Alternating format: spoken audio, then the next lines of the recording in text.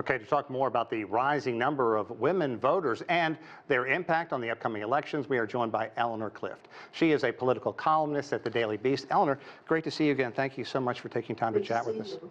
Let's talk about the impact that women will have, the biggest group of registered voters, in this year's election cycle. What are you looking for? Well, President Biden does have an edge with black women, and he's far ahead of his challenger with these voters. I think the key is suburban voters, white suburban voters, many of them with college degrees. And they have supported Republican candidates in the past. They moved over to Biden in 2020. And I think the White House is counting on keeping them in his field because of the abortion issue. And former President Trump was responsible for the Supreme Court appointees that overturned reproductive rights in this country. And so the Democrats had made that a clear division between the Democrats and the Republican Party. But, you know, that's not enough alone to win an election. This is going to be an extremely tight election. Right now, Donald Trump is leading narrowly in all the critical battleground states. But any small erosion of support in any key areas could damage either one of the candidates. And so I think my focus is really on these suburban white women. If they come through for Biden, and the former president, as you know, is going through a trial, and we don't know what the results will be or how that will affect. So, I mean, anything we say now, somebody has said, is like trying to guess what the weather will be in November. We know it'll be cold, but we don't know how cold. Let's talk about the economy, because we heard some people in the story that led into you talk about inflation, talk about the cost of housing, and you also brought up African-American women in the United States. I spoke with the head of the NAACP of Georgia recently, and he said, look, right now, a lot of black voters are on the couch. The challenge is which candidate can get those voters off the couch. So how is the role of American women going to play in that?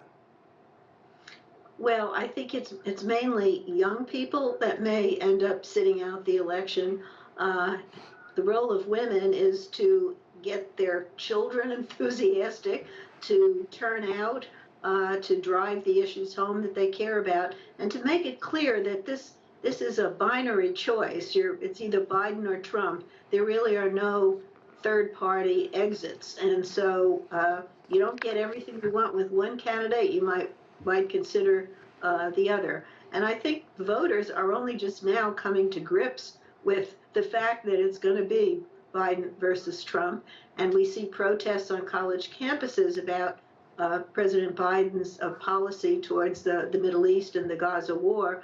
But the people protesting Biden, if they were to help elect President Trump, they would get less of what they want, as opposed to a compromise with Biden. And so it's some nuanced positions that have to be gotten across.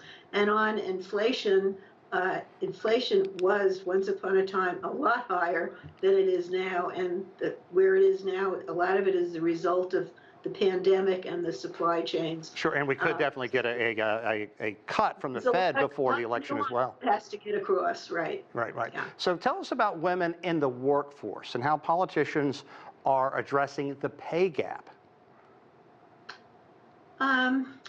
You know, I don't know that there are any direct attempts to alter that pay gap. I think, you know, women are achieving in virtually every walk of life, to the point where you have some sociologists worried about men being left behind.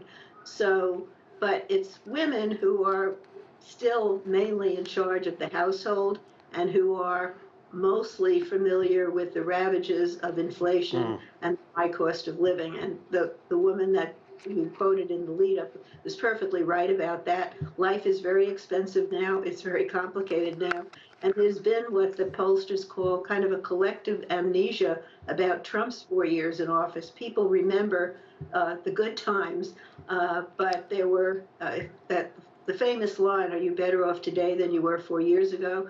If you take it day by day through the Trump administration compared to the Biden administration, Right. Biden comes out ahead. But, the voters remember what they remember. And so there's going to be a lot of paid advertising to kind of bring voters kind of more up to Yeah. date with who's to blame for what and who can do something about the problems facing the country. And if anything, And Eleanor, we know that Trump's fan base is loyal and fanatical, so we'll watch that. Eleanor Clift, thank you so much that's for your right. time. I'm sure we'll chat again before November.